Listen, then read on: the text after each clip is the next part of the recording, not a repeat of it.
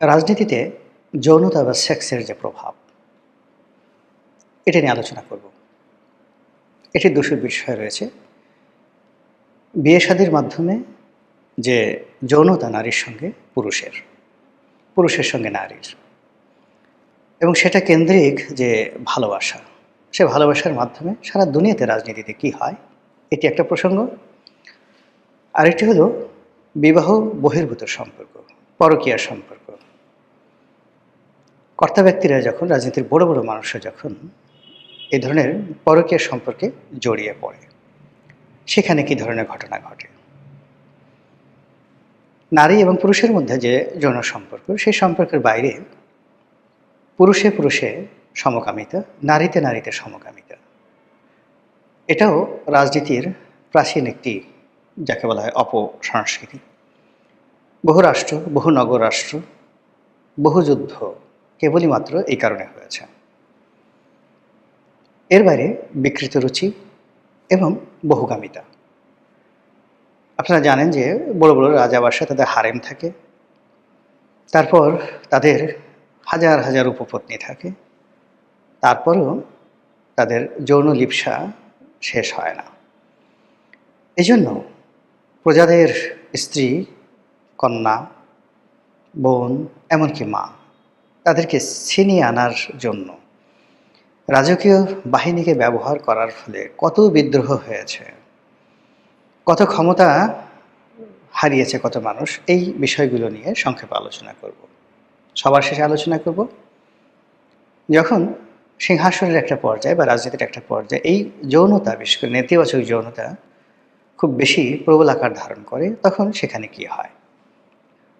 প্রথমে ইতিবাচক আলোচনা করি। যখন রাজার যৌন জীবন শৃঙ্খলাবদ্ধ থাকে, তার স্ত্রী বা স্ত্রীদের প্রতি যখন তার একটা কমিটমেন্ট থাকে, তখন সেখানে তাজমহল তৈরি হয়ে যায়। তখন সেখানে ব্যাবিলনের ঝুলন্ত বাগান তৈরি হয়ে যায়। আপনারা তো তাজমহলের কাহিনী সবাই জানেন। হয়তো কেউ কেউ ব্যাবিলনের যে ঝুলন্ত বাগান, সে সম্পর্কে হয়তো অনেকে জানেন না। এটি প্রাচীন দুনিয়ার একটি সপ্তম আশ্চর্যের একটি। ব্যাবিলন যে নগরী, এটি মরুভূমির মধ্যে। তো সেখানের রাজা দ্বিতীয় বা তৃতীয় নেবুকাডনেজার, খুব বিখ্যাত রাজা, তিনি বিয়ে করলেন, রানীকে আনলেন এমন একটা দেশ থেকে যে দেশে সবুজ ছিল, সবুজের সমারোহ ছিল। তো রানী তার প্রাসাদে আসলো, সব আছে, কিন্তু সবুজ নেই। রানীর মন খারাপ। রাজা তখন তার প্রাসাদে একটি পাহাড় তৈরি করলেন।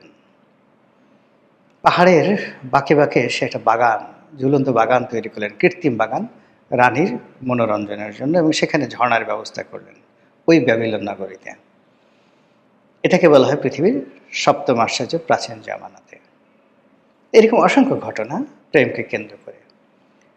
পরকীয়া যদি বলেন, তাহলে হেলেনের ঘটনা, ট্রয়ের যুদ্ধ, এর সাথে উল্লেখযোগ্য কোনো ইতিহাস নেই। মানে একজনের স্ত্রীকে সে প্রেমের জালে ফেলে অন্য রাজকুমার যখন তার রাজ্য থেকে ভাগিয়ে নিয়ে গেলেন, তার বিনিময়ে একটা নগরী সম্পূর্ণ জ্বালিয়ে পুড়ে ছারখার করে দেওয়া হলো। আমাদের পাক ভারত উপমহাদেশে সম্রাট জাহাঙ্গীরের সঙ্গে নূরজাহানের যে প্রেম, এই প্রেমের কারণে বাংলায় বেশ কয়েকবার যুদ্ধ হয়েছে।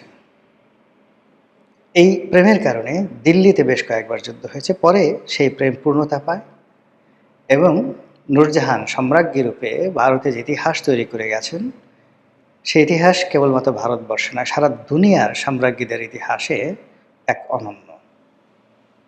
একইভাবে যদি আপনি রানী প্রথম এলিজাবেথের কথা চিন্তা করেন, একজন পারভার্টেড ওম্যান, পুরুষদেরকে ধরে ধরে এনে সে তার যৌন লিপ্সা চরিতার্থ করত।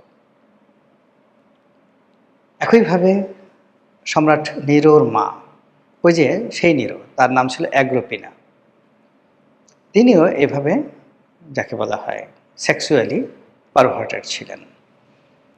সমস্যাটা হলো যে ক্ষমতা এমন একটা জিনিস, সেখানে নারী যাক বা পুরুষ যাক, বৃদ্ধ কিংবা তরুণ, একেবারে অল্প বয়সে ১২-১৩ বছর।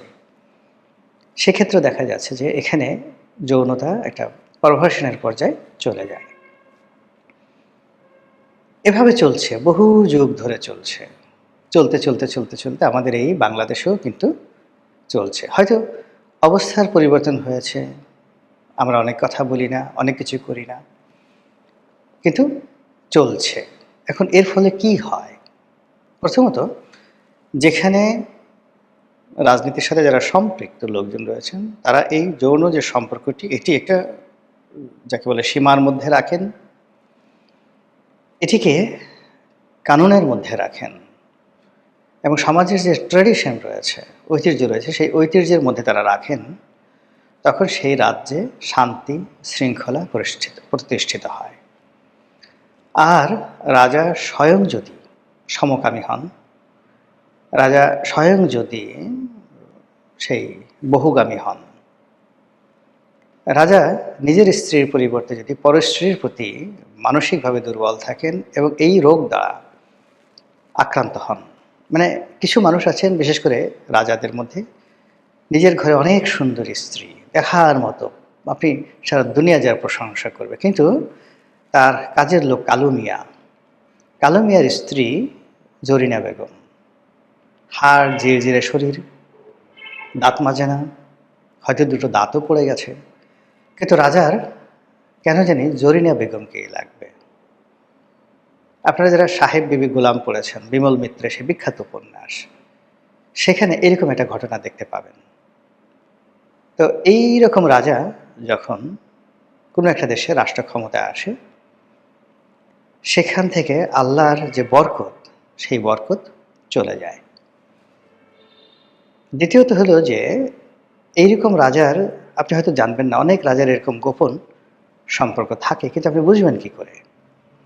বুঝবেন যে তার আশেপাশে আমির, উমরা, পাইক, পেয়াদা বা তার যারা কিচেন ক্যাবিনেট, এই লোকগুলোর একটা বিরাট অংশ, তারা সবাই ওই রাজার চরিত্রের মতো চরিত্রহীন হবে। আশেপাশে অলিয়াল্লাহ থাকবে, গাউস কুতুব থাকবে, ভালো মানুষ থাকবে, কিন্তু রাজা তাদেরকে পছন্দ করবেন না। রাজা সবসময় পছন্দ করবেন যে সমকামী কোনো লোক পাওয়া যায় কিনা, তাকে ধরে এনে মন্ত্রী বানাতে হবে। রাজার সঙ্গে হয়তো তার সমকামিতা নেই, কিন্তু সে অন্যভাবে সমকামী ঘেটুপুত্র রাখে, কিন্তু রাজা তাকে ধরে এনে বড় একটা মন্ত্রী বানাবেন। আবার ধরুন কেউ হয়তো আছে যার সেক্সুয়াল পারভার্সন পুরো দেশ জাতি জানে, এর বউ ভাগিয়ে নিয়ে যাবে, ওর যাকে বলা হয় ঘরে ঢুকে সে ধর্ষণ করার চেষ্টা করবে, সারাক্ষণ মেয়েদের সাথে, মহিলাদের সাথে সে হাঙ্কি পাঙ্কি এই জিনিসগুলো সে করবে এবং তার কুখ্যাতির সীমা পরিসীমা নাই। মানুষ তাকে দেখলে সালাম কালাম শুভেচ্ছা বিনিময় তো দূরের কথা, তার দিকে তাকানো মাত্রই মনে করে যে লা হাওলা ওয়ালা কুওয়াতা। কিন্তু এই মানুষটি রাজার খুব কাছাকাছি চলে গেল। তো এরকম যখন আপনি লক্ষণ দেখবেন যে যত দুর্নীতিবাজ, যত চরিত্রহীন, যত আজে বাজে লোক, সব রাজার চারিদিকে ঘুরছে, রানীর চারিদিকে ঘুরছে, সম্রাটের চারিদিকে ঘুরছে, তখন আপনি বুঝে নেবেন যে এই রাজা ভালো নয়। দ্বিতীয়ত হলো, এই রাজার কবল থেকে রাজ্য যত তাড়াতাড়ি রক্ষা পাবে, দেশের উপর আল্লাহর রহমত বরকত তত দ্রুত নাজিল হবে। এখন প্রশ্ন হলো যে এই ধরনের মানুষ কেন আসে, ক্ষমতায় কেন আসে, কিভাবে আসে? অনেকগুলো কারণ। প্রথম কারণ হলো যে সাধারণ মানুষদের মধ্যে এই ধরনের পারভার্সন, মন্দ অভ্যাস, বাজে অভ্যাস, এটা বেড়ে যায়। কখনো কখনো দেখা যাচ্ছে সাধারণ মানুষকে একটা শিক্ষা দেওয়ার জন্য তারা অকারণে অনেক আবেগপ্রবণ থাকে। তো সেই আবেগকে বোঝার জন্য, কখনো কখনো কোনো একটা দেশ জাতি সমাজকে ক্লিন করার জন্য এই ধরনের মানুষদেরকে পাদপীঠে আনা হয় এবং এরা যখন সদল বলে সমাজ থেকে নিশ্চিহ্ন হয়ে যায়, তখন তার ভিতর থেকে ভালো মানুষ বের হয়, ঈমান বের হয়, একিন বের হয়। আপনি হাজার বছর ইতিহাসে দেখবেন যে একজন একটা খুব বাজে লোক ক্ষমতা থেকে চলে গেছে, এবং তারপরেই অদ্ভুত সুন্দর একটা ভালো মানুষ চলে আসছে। একটা ছোট উদাহরণ দেই। যেমন ধরুন ইয়াজিদ। ইয়াজিদের পর ক্ষমতায় এলেন মারওয়ান। মারওয়ানের পরে ক্ষমতায় এলেন আব্দুল মালিক। তো আব্দুল মালিককে বলা হতো মসজিদের ঘুঘু। সারাক্ষণ তিনি শুধু মসজিদে পড়ে থাকতেন, কোরআন নিয়ে, হাদিসে, নামাজ কালাম নিয়ে। আর অন্যদিকে ইয়াজিদ যেটা করত, দুনিয়ার এমন কোনো এহেন কুকর্ম নাই তা সে করতো না। তার একটা যাকে বলা হয় রক্ষিতা ছিল। তো সেই রক্ষিতাকে নিয়ে কিছু হুজুর কথাবার্তা বললো যে এটা কী ধরনের কথা, রাজ্যের এত বড় ইসলামের রাজ্য, খলিফাতুল মুসলিমিন, সে কিনা এরকম একটা রক্ষিতাকে নিয়ে প্রকাশ্য রাজদরবারে সবার সামনে যে হ্যাংলামো করে, এটা কি দেখা যায়? এ ধরনের কথাবার্তা যখন চলতে থাকলো তখন ইয়াজিদ রাগ হয়ে একদিন সেই তার রক্ষিতাকে মসজিদে পাঠালো। যারা সমালোচনা করেছে তারা এই রক্ষিতার পেছনে দাঁড়ালো আর সেই রক্ষিতাকে বলল তুমি ইমামতি করো। চিন্তা করেন কত বড় দুর্বৃত্ত হলে এই কাজটি করতে পারে। সিমিলারলি আর একজন লোক, তার নাম সুলাইমান। তো সেই সুলাইমান হলো ওই যে ঘুঘু বললাম যে আব্দুল মালিক খুব ভালো শাসক ছিলেন, তার ছেলে, একেবারে ছোট ছেলে, আল ওয়ালিদের, খলিফা আল ওয়ালিদের ছোট ভাই। তিনিও এরকম দুর্বৃত্ত, প্রচণ্ড রকম দুর্বৃত্ত ছিলেন, হিংসুটে ছিলেন, খারাপ স্বভাবের মানুষ ছিলেন। যা হোক, এবং তার হাতেই কিন্তু উমাইয়া সাম্রাজ্য বলতে গেলে তছনছ হয়ে যায়। তিনি মোহাম্মদ বিন কাসিমকে খুন করেন। তার ভয়ে, মানে তার ক্ষমতা আসার আগে হাজ্জাজ বিন ইউসুফ মরে যায়। তারিক বিন জিয়াদকে তিনি মেরে ফেলেন, স্পেন বিজেতা। মুসা বিন নুসাইরকে তিনি বন্দী করেন। এরকম অসংখ্য কাজ, এবং খুব অল্প সময়ের জন্য তিনি ক্ষমতায় ছিলেন। কিন্তু তারপরে যিনি ক্ষমতায় আসেন তাকে বলা হয় দ্বিতীয় ওমর, উমর ইবনে আব্দুল আজিজ। এরকম আসলে পৃথিবীকে ক্লিন করার জন্য, সাম্রাজ্যকে, দেশকালকে ক্লিন করার জন্য, মন্দ মানুষের কবল থেকে বাঁচার জন্য আল্লাহ রাব্বুল আলামিন মন্দদেরকে সমাজে আনেন এবং তাদের মন্দ কর্ম সমাজে এমনভাবে প্রদর্শিত করে যে চারিদিকের মানুষ শুধু ঘৃণা করতে থাকে, এবং ঘৃণা করতে গিয়ে তারা পাগলের মতো আল্লাহর কাছে দোয়া করে যে আল্লাহ আমাদের দেশে একজন মুমিনকে দাও, মুত্তাকিদেরকে দাও, পরহেজগারকে দাও। এবং জমিন বা প্রকৃতি তখন পরহেজগার লোকদের জন্য জায়গা করে দেয়, আর মন্দ লোকেরা পতনের অতলান্তে চলে যায়। তো এইভাবে আসলে রাজনীতিতে চলে। যেটা বলছিলাম যে রাজনীতিতে সেক্স বা যৌনতা এটা একটা বিরাট ব্যবসা কেন্দ্র, এটা একটা হাতিয়ার।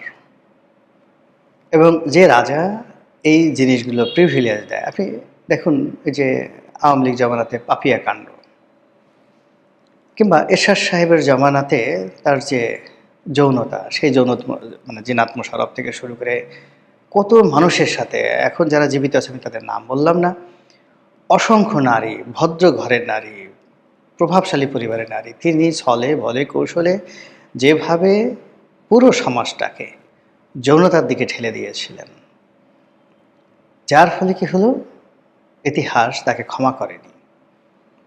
শেষ দিন পর্যন্ত তিনি ছিলেন, কিন্তু তার কিছুই ছিল না। তিনি যেভাবে অপমানিত হয়েছেন এই সমাজে, যেভাবে লাঞ্ছিত হয়েছেন, তার দল এখন যেভাবে তছনছ হয়ে গেছে, এটা বলাই বাহুল্য। আবার আওয়ামী লীগ জামানাতে ধরুন অনেক নেতা ছিলেন যারা ওই পাপিয়া কাণ্ডের সাথে জড়িত। মানে সেই একজন মক্ষীরানী পাপিয়া, সে একটা 5 স্টার হোটেলে রীতিমতো একটা বালাখানা খুলে বসেছে, সেখানে মন্ত্রী যাচ্ছে, এমপি যাচ্ছে, আমলা যাচ্ছে, কামলা যাচ্ছে, এবং ওই সিন্ডিকেট যারা যেত তারাই কিন্তু প্রধানমন্ত্রী শেখ হাসিনার চারিদিকে সারাউন্ডিংয়ে সবচেয়ে প্রভাবশালী লোক ছিলেন। এবং শেখ হাসিনা যাদেরকে বেশি বেশি পছন্দ করতেন তাদের একটা বিরাট অংশ চারিত্রিকভাবে ভীষণ রকম বাজে ছিল। অর্থনীতি, যৌনতা, মদ্যপান, দুর্নীতি, প্রত্যেকটা জায়গাতে 100তে 100 নম্বর দেওয়ার মতো অবস্থায় তারা ছিল। এবং এই লোকগুলোর কারণে শেখ হাসিনার পতন হয়েছে। এখন শেখ হাসিনার ব্যক্তিগত চরিত্র কেমন এটা আল্লাহ ভালো জানেন, কিন্তু বাকি যারা আছেন তাদের মানে দুর্নীতি এবং কুকর্মের কথা মানুষের মুখে মুখে ফিরে।